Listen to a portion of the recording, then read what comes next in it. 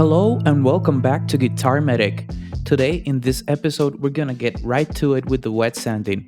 We're gonna go with the process of wet sanding with 1000, 1500, 2000, 3000 and then with the 5000, the body and the neck. So let's get right to it. At the beginning, when you start sanding with the 1000 grit, there will be visible high spots, and all we're trying to do is get all the paint down to the same level. Today we have a lot to cover, so here on the back I'm already sanding with the 1500 grit, and with the 1500 all you want to do is get rid of the scratches left behind from the 1000. I'll do the sides as well.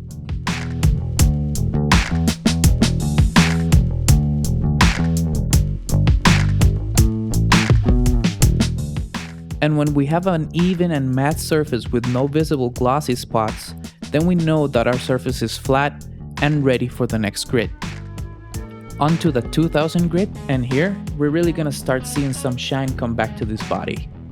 Always use a sanding block when sanding on the flat surfaces, and don't apply a lot of pressure, let the sandpaper do the work. This is a very delicate step and you have to be very careful because you run the risk of sanding through the paint. And if you do sand through the paint and go to the wood, then the only real solution is to repaint again, sadly. And here's how the body looks after the 2000 grit. It's starting to get nice and shiny, so let's keep going. Here with the 3000 grit, I'm gonna use the orbital sander. It will make it much more even and much easier to sand this way.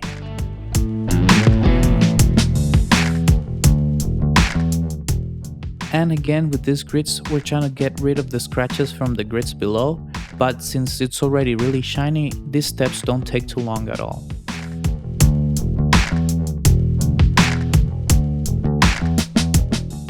And for the contoured shapes in the back, I go back to hand sanding.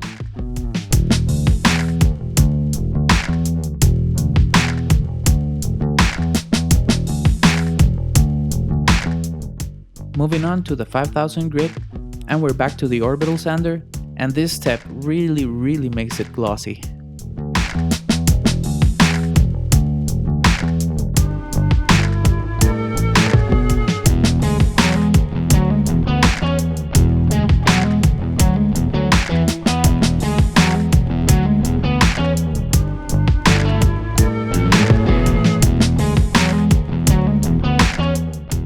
And then the last step is to use polishing compound and scratch remover to get rid of the last of the haziness that is left in the finish.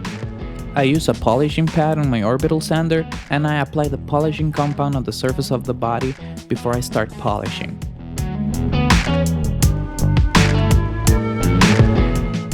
And when polishing, remember to move along the surface evenly and don't spend too much time on one spot. You may run the risk of again polishing through the paint, and that would again ruin the finish. So needless to say, all these steps are really intense and they keep my anxiety to the roof. But it is always worth it in the end, because look at this body now. I'm so happy with this result. It's looking like brand new. Really glossy and even both sides. And this nitro always has a really nice feel to the touch. So let's keep on going. And now I'm gonna start wet sanding the fretboard. It's all the same steps, but I do it to each fret individually, and it takes an awful long time, so stick around for the time lapse.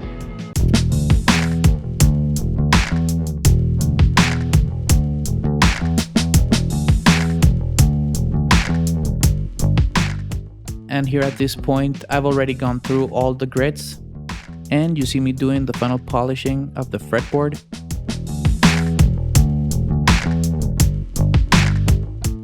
And look at that shine.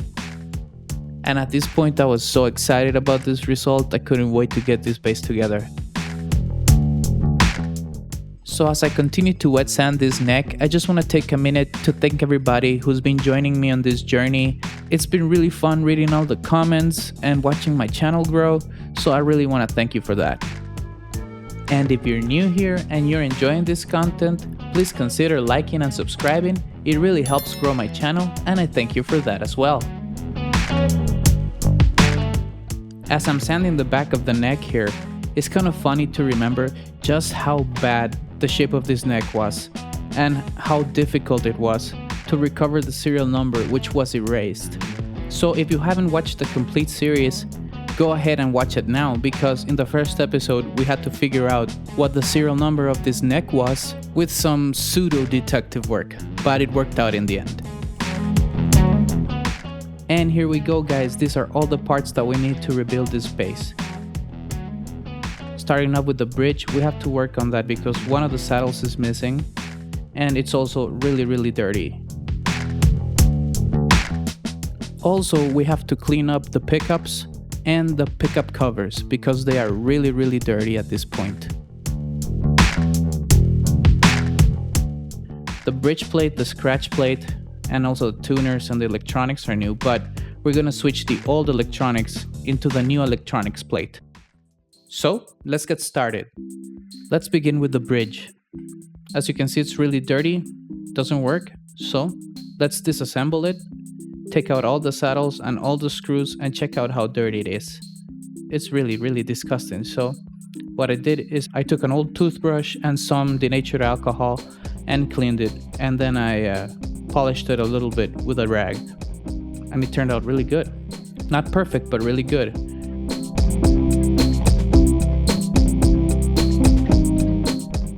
And also I did the same treatment with the saddles, cleaned each one,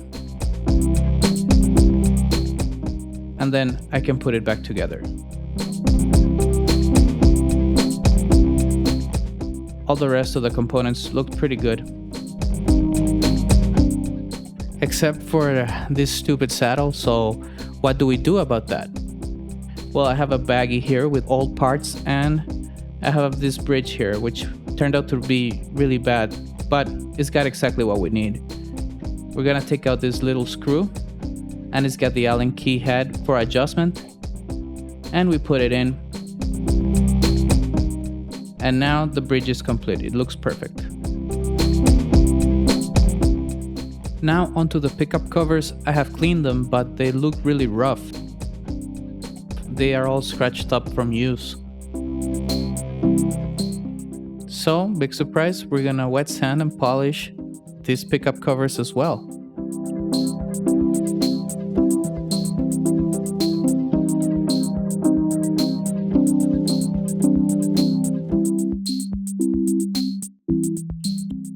After all the polishing is done, check it out, they look much better.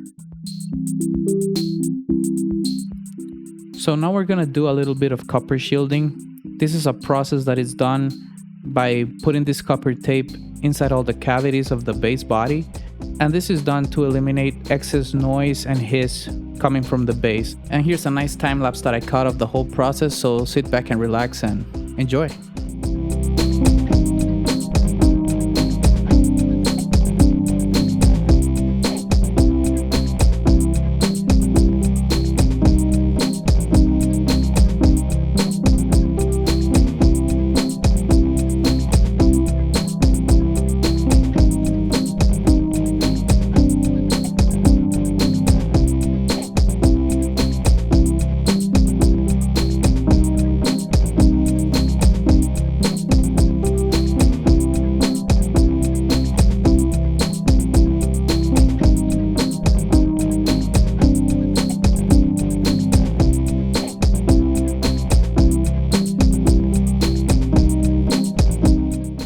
You have to apply copper tape on the back of the pickguard as well, so both surfaces are making contact and the shielding works properly.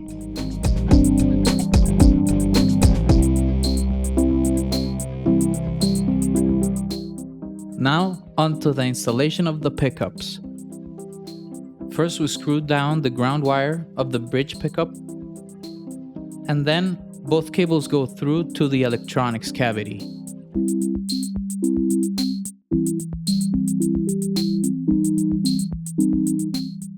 And now we can secure it to the body with the provided screws. Now we screw down the ground wire for the neck pickup. And I'm adding an extra layer of foam so I can raise up the pickup a little bit more. After that, I place the pickup and then the pick guard on top of it. And next, I secure the pick guard to the body.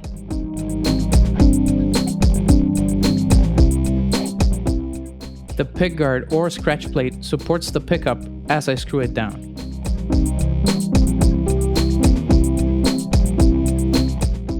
Now time to take a look at the electronics. I'm gonna start by removing the knobs and pots out of the old electronics plate.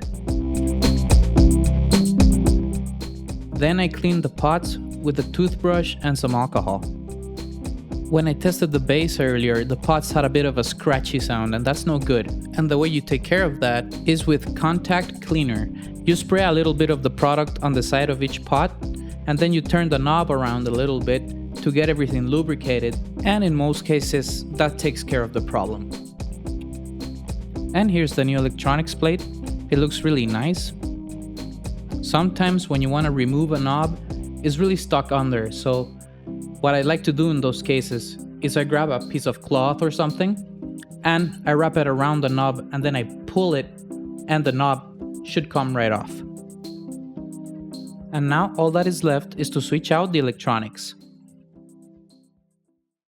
At the moment of the assembly, all I had handy was these pliers, but they could easily scratch the surface of the electronics plate if you're not careful, so it's best to remove the bolts with the correct size socket.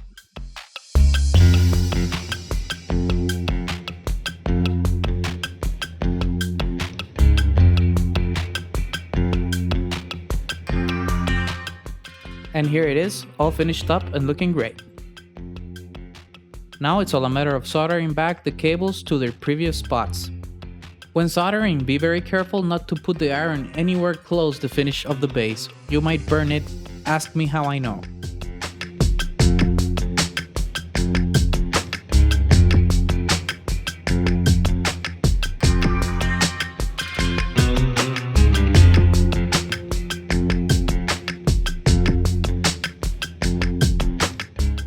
Time to secure the bridge back to the body. And make sure to have the ground wire exposed so it makes good contact with the metal on the bridge.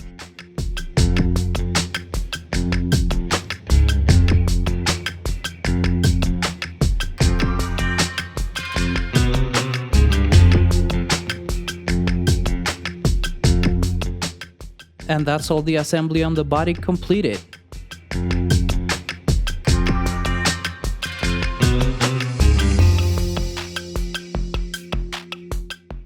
Now I'm installing the tuners back in their original spot. I don't know why I was having such a hard time. I think I had a big screwdriver.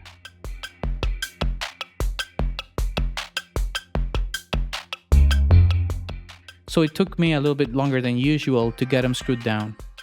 So right screwdriver for the right screw.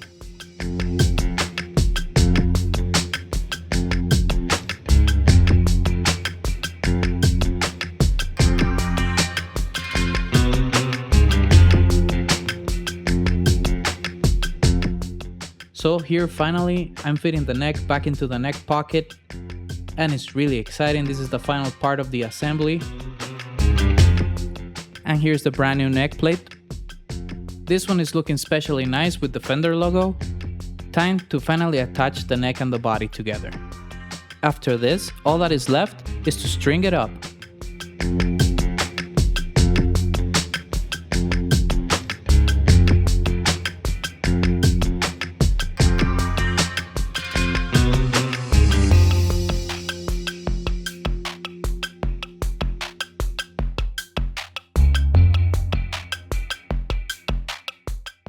And here it is, people, all assembled.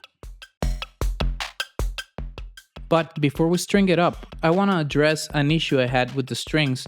They were really old and dull. And to fix that, I heard about a trick where you boil the strings of the bass. And in theory, it should restore them and make them sound a lot brighter.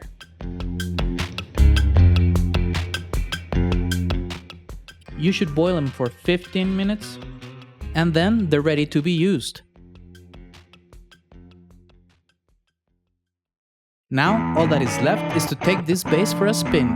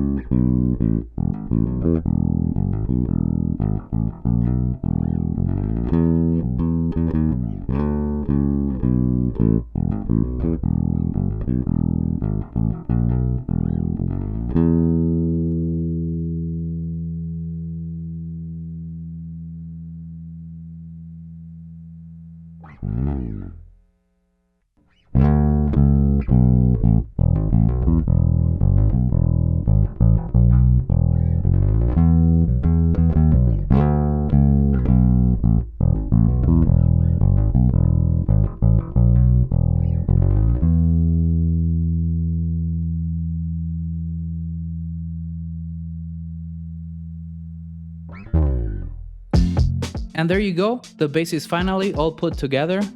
And before we wrap up this series, I just want to take time to look at some before and after footage to see just how far along we've come.